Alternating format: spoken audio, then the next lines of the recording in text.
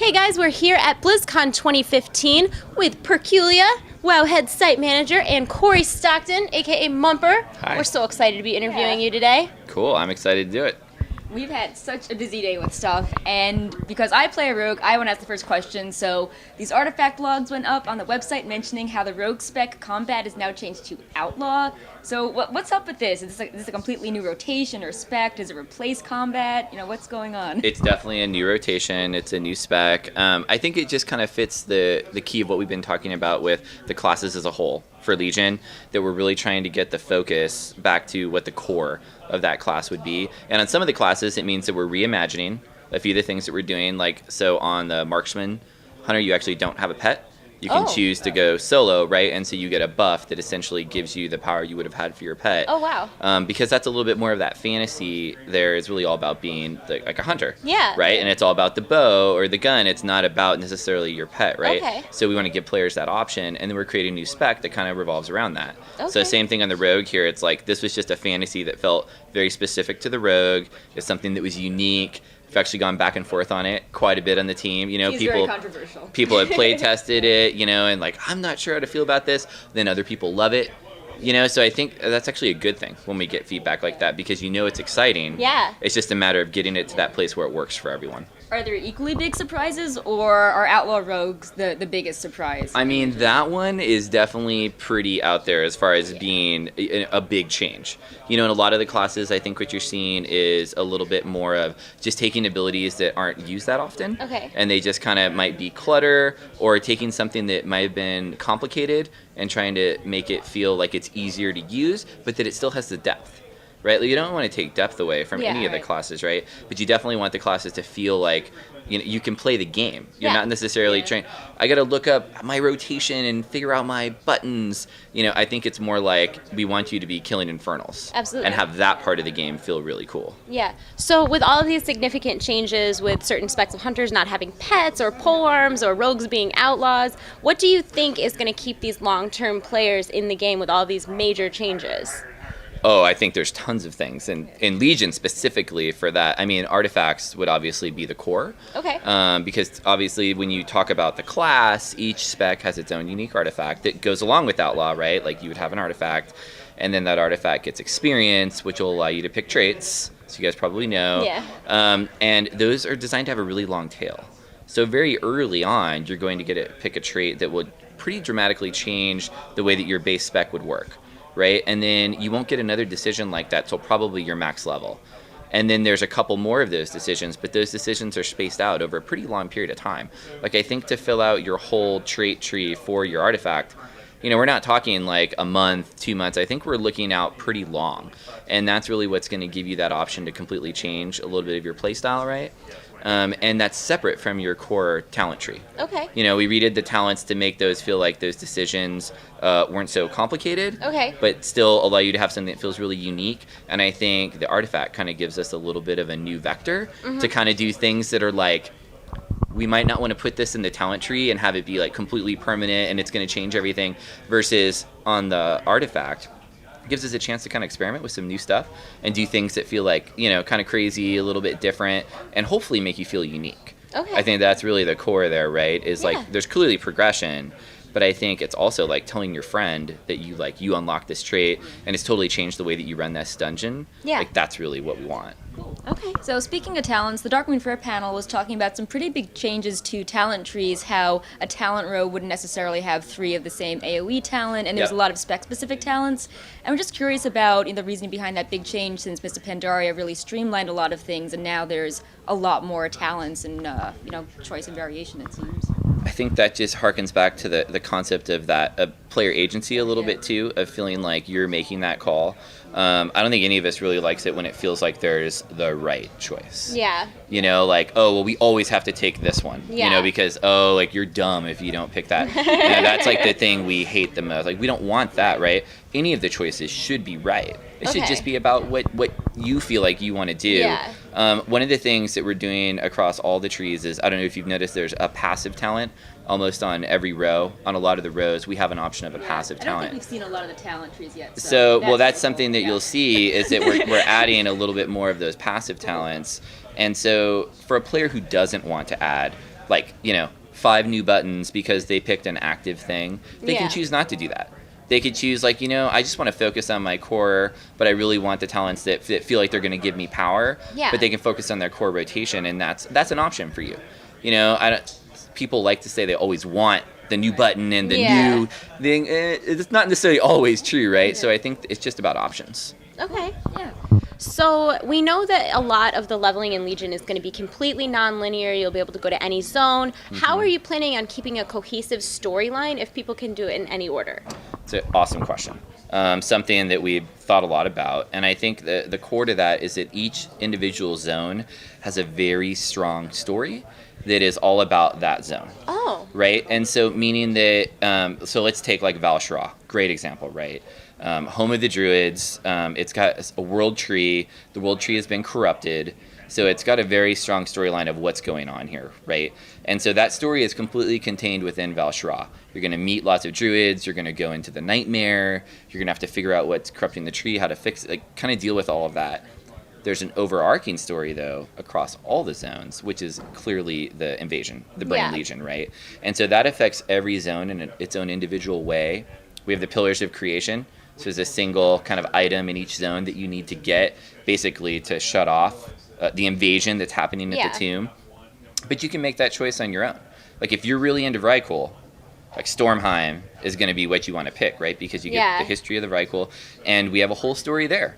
About like where they came from, what happens when they die. I'm really glad to see them return. We're very excited about that. Well, we always really loved the Vrykul, right? And it was like, how can we, put them back in, but in a place that fits? Yeah. And then here we got to do Kavaldir, the Sea Vrykul. They have this super cool backstory.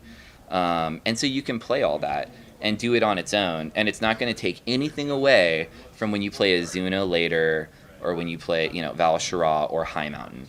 I mean, High Mountain has new Tauren. Yeah. The Tauren looks so cool. They've got like the moose horns. Oh.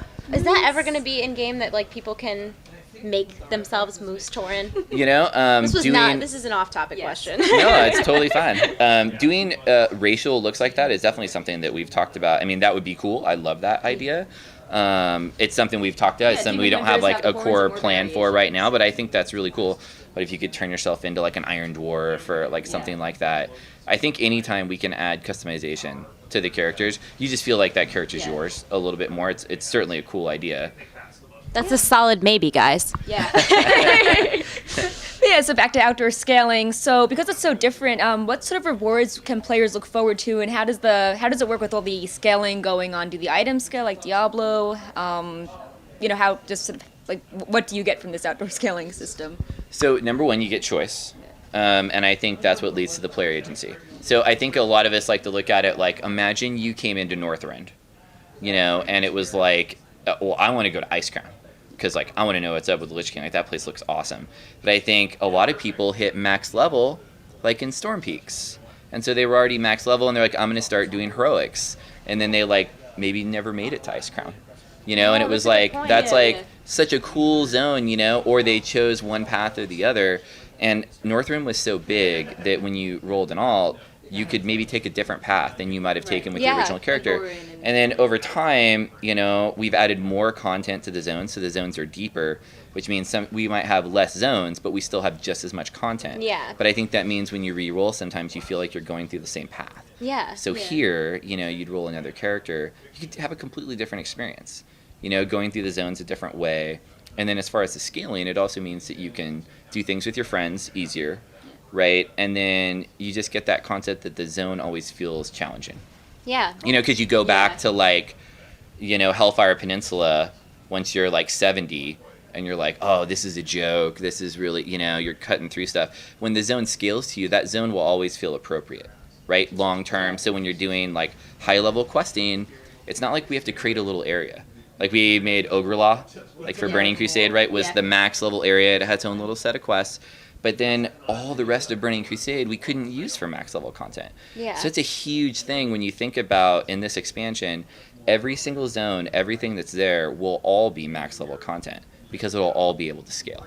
So I think for us, it's a huge win on the amount of content that we can generate for our players all within those same zones. Yeah. Cool. So yeah, follow-up question on the endgame outdoor content. You're talking about wanting to give people tons of options to do, but have it not be like dailies. How do Yes. people? What's the experience? Because I don't. Will people feel overwhelmed? How can you prevent them from feeling overwhelmed if there's this map with Totally. tons of stuff to do? Is it tailored for them? Are there like guidelines so they? Yeah. Yes, there totally is. Great question. Another good question. So that's the concept of world quests, is what those are. And it can look a little overwhelming because like you'd look at the map and you'd say maybe, I don't know, 5 or 6 in any zone across all the zones. You can choose to just go and do whatever you want. You can choose to just go out there and do like a few in this zone, a few in that zone, maybe clear out all of High Mountain. But at your class hall, there's going to be an emissary every day. And the emissary will show up, and there's 5 emissaries, one from each zone, because they each have a unique faction, right? And that emissary will give you a cover quest and ask you, I want you to go do like these 5 things in High Mountain today. If you choose to do that, then you'll get a huge bonus to your faction for doing that. Like, say, if you did all of those individually, maybe you'd get, like, I don't know, like 500 faction, like 100 per. Oh. But if you do all 5, we'd give you, like, 2,000, like in a little burst, right? And the thing about that is a new emissary will show up every day, right? So you show up at the order hall, and it might be, like, the High Mountain one day. It could be, like, a Nightfallen from Suramar. A different day, it could be a Reichel. But they don't go away. So the way with dailies, I think the problem was always that, like, I have to log in every day. If I miss a day, like I miss Pandaria. I miss out. Well, yeah, huge example there. Yeah. Like I miss out. So as you know, like in Hearthstone, probably like when you get the quests stack up for 3 days. So if you don't log into Hearthstone for 3 days, on the 3rd day, you have all 3 of those quests waiting for you. We're gonna do that with the emissaries. So if you can't log into WoW every single day, it doesn't mean that you missed out. It just means that when you log in that 3rd day, you could choose to do all 3 at that point. Oh, okay. So by doing that, I think we get to stick to the core stories that are important in the zones by having the emissary and kind of like pushing that faction forward. It gives you a little bit of a higher level progression through the faction and through the cover quest. Also, again, just gives you a little bit of choice as a player about what you want to do. Awesome. I think a lot of feedback from Warlords of Draenor involved people wanting to get out and do things out in the world, and we're really interested to hear what kind of things you can do outdoors in Legion. Like, people really like mini games and stuff like that, so what can we expect? That's the core of what world quests are. So a little bit more detail of those descriptions are, like the name world quest might be a little off because they're not actual quests that you get in your quest log. Okay. The way they work is if you've ever done like a bonus objective from Warlords, you just enter the area and it kind of just shows up on the side like bonus objective. That's the concept here, is that you just show up and these are available. Okay. So they're not gonna fill up your log, and if you decide not to do it and you forget like what it is, it'll be there. But the content is crazy. It's completely different stuff all over. So it's gonna have things from mini games in certain areas. You would have mini games. We'll have boss kills. We'll have things like collects. We'll have, obviously, there'll be actual combat. But a lot of things are going to be unique based on the area. So we might give you like a disguise and ask you to sneak in and get something and pull it, so we're really trying to mix up that gameplay. But on top of all of that, each individual world quest is going to have variants. Okay. So imagine you get like a world quest. It's like it's Naga. It's like a Naga base, and your 3 objectives are to maybe like kill a boss, kill 6 like Oracle Naga, and like collect 6 like Tridents. So you could come back, I don't know, maybe like a week later, and you have that same world quest as available, but now it might be to kill 2 bosses and just like collect 2 Tridents.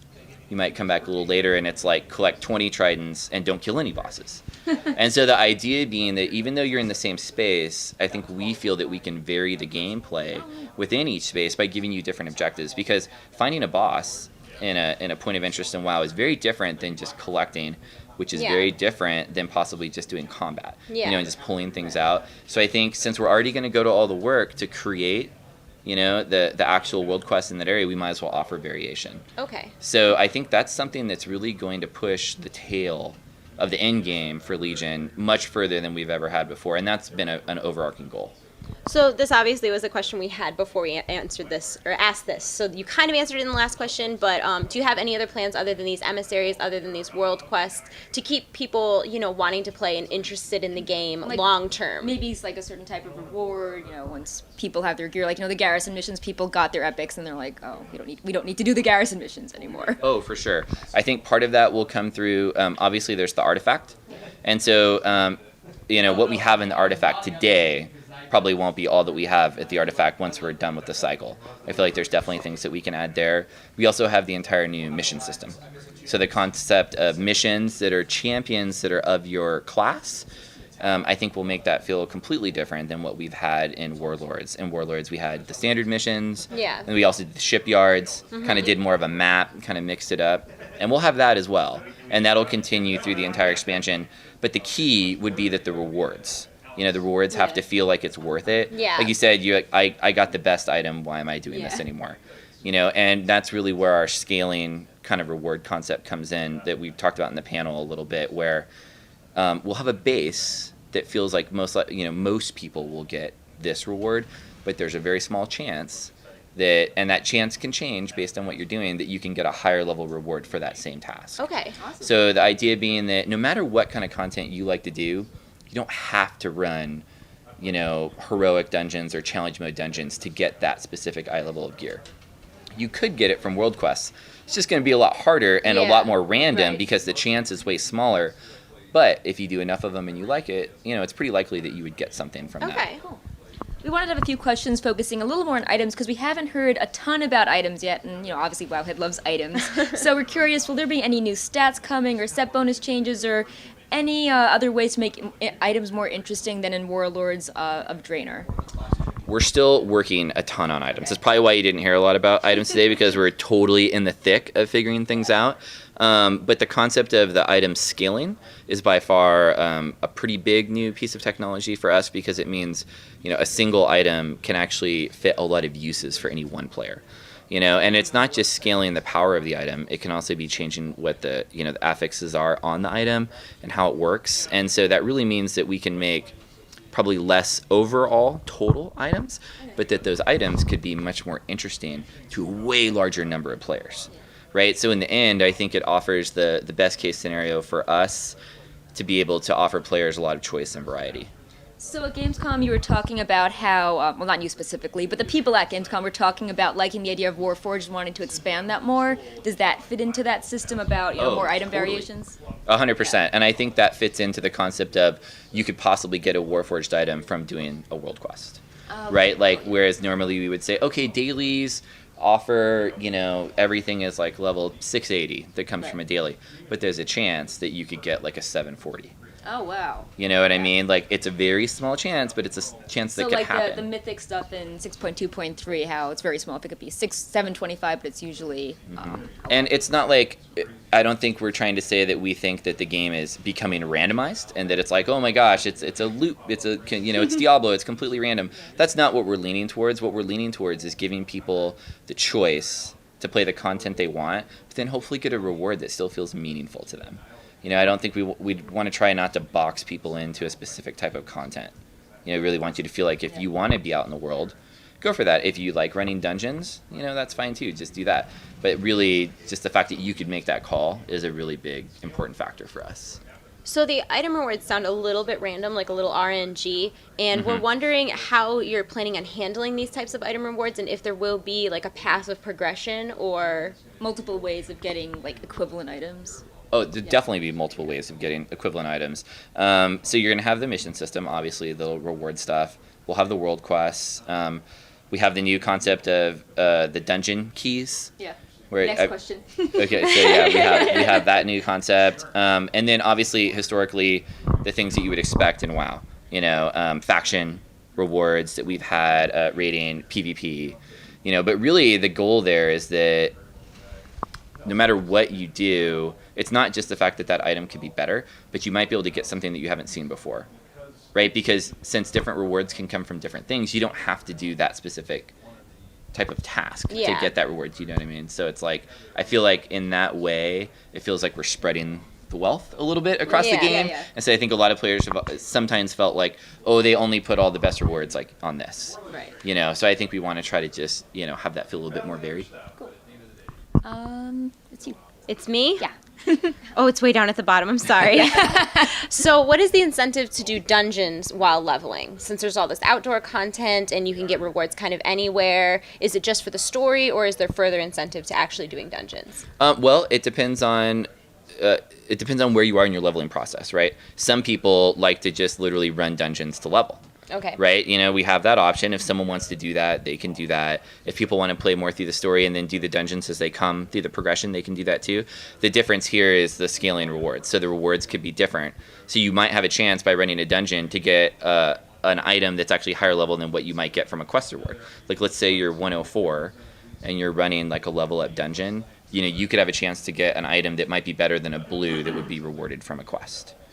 In that concept. Yeah. I mean, I think we know that people are going to get through level up dungeons fast, and that's why we're trying to offer more gameplay on dungeons in the late game. Yeah, we wanted to ask a little bit about the Keystones and how they work for challenge modes. You know, how do you level it? Do you only have to use one person's Keystone? And how exactly does it unlock things for you? There are tons of details we still have to figure out Okay. on Keystones. What we know is that we love, obviously our inspiration for that came from Diablo and the core of how that works with rifts. And we've also been trying to work on kind of evolving challenge mode. Because, you know, I feel like challenge mode has its place. It's very popular, but it's popular with people that are able to do that type of content. It can be intimidating. It can be incredibly intimidating. And it also feels like once you kind of hit that level of you're able to do it, you know, you can get faster. But it's not like a lot of that has to do with speed. It doesn't necessarily have to do with like what you're doing when you're fighting the boss. So with the Keystone concept, right, you can fight a harder version of that dungeon, right, kind of challenging you a little bit more. And I think for us, that offers a little bit more of a tail. Like, you know, it feels like the dungeon could grow more over time and stay relevant to you rather than like, okay, I got gold, like I'm good. You know, I'm good, I got gold. Instead, it's more like I can just keep going. Yeah. So Hey, ladies, sorry, we probably have time for one more question.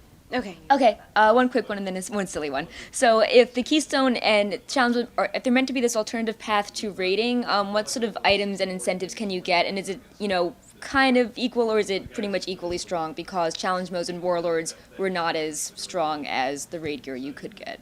I think our paradigm is still going to change on that as far as like where we think that's going to end up, because number one, we have to like play it and get play testing on it and get it out in beta and get a feel for it.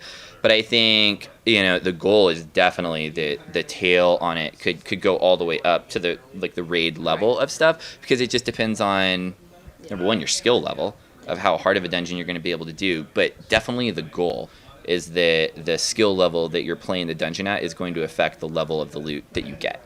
Right, if you're playing a harder dungeon, clearly we want to reward you with better stuff. There will be limits, of course, like there always is, on where we think that the bar should be at the top. But I think part of that still falls into our category of like, it's kind of okay to break through the bar occasionally. You know, even though we might say the highest level item you can get from this place would be like a 720. I think it's cool that players could know that there's a really small chance that they might be able to get like a 750 or something like that. And that can give you that goal of like, you know what, why don't we just run this one more time? Because anything we can do to remove the barrier to kind of give you that idea of like, maybe it could happen, you know, then I think it's worth doing it. But it's a fine line, because you also don't want it to be just total RNG and then you're mad. Like, well, how come you got it and I didn't? You don't feel out of control. No. So I think we have to still balance it against WoW's item system and our kind of concept of eye levels and how it works. It's very different for us than other games. So we're just going to do what feels right for us, but I'm really excited about it because it feels like it's something really fresh, and I think players are going to love it because Players it just... love dungeons. And it just gives them more options, right? Yeah. Like more... Instead of just doing that one thing, maybe they could continue to run the dungeons, you know, because they really like them and it can be fresh. So I just feel like it's cool, be different. Yeah. Okay, last question. We've heard a lot of stuff that's kind of Diablo-inspired coming into WoW, but we've heard nothing about the Transmog system. Oh, the Transmog System. Yes, that's something we talked about. I mean, that is another thing that is core to what we really feel like offers players customization on their characters, We're very right? excited about that. Yeah, I mean, essentially the key is that you would be able to, find a look, and that look is stored without having to use like void storage, having to use your bank, and that you'd be able to then apply those looks to your character, at any one time, right? You can save versions of a look and then like apply that look, so you could like create, like a look that you just want to have when you're in town, and when you hop into town, you can have a hotkey for that and just boom, like throw that look on. Oh, that's so cool. The idea is really that you can create like sets, and then it stores, everything that you would have that you've unlocked, right? And then I think you would expect the things that WoW does with our UIs, like you could search for different helms and be able to look for that and see like where the item came from and stuff like that. I mean, that's our goal with that feature. It's obviously in progress, something we've been working on for a long time, but I think once we saw the reaction to that feature when Diablo added it, I think we were like, even a lot of us in the team were, that feature's so cool. Yeah. It's really awesome. It's just WoW is a huge game, and we have so many items and so many looks, and you really have to get it right. Yeah. Like that UI to manage that much stuff. Oh yeah. Has to be done right, and so we just have to take our time, work through a lot of iterations. But yeah, we definitely want people to know that we're working on it and that we want to bring those features as strong as we can to Legion. Yeah, that was I'm really excited. Yeah. I thought that was going to be like, I can't talk about that right now, and instead you Yeah, blew my mind. It's something we've been working on. I mean, obviously, hopefully soon we'll be able to show it. Yeah. People can see what's going on. But yeah. Yeah. Well, Awesome. thank you so much for talking to us. This was No an problem at awesome all. interview, and we're really excited for Legion. Yeah. Me too. Awesome. Can't wait. Thank you so much. you.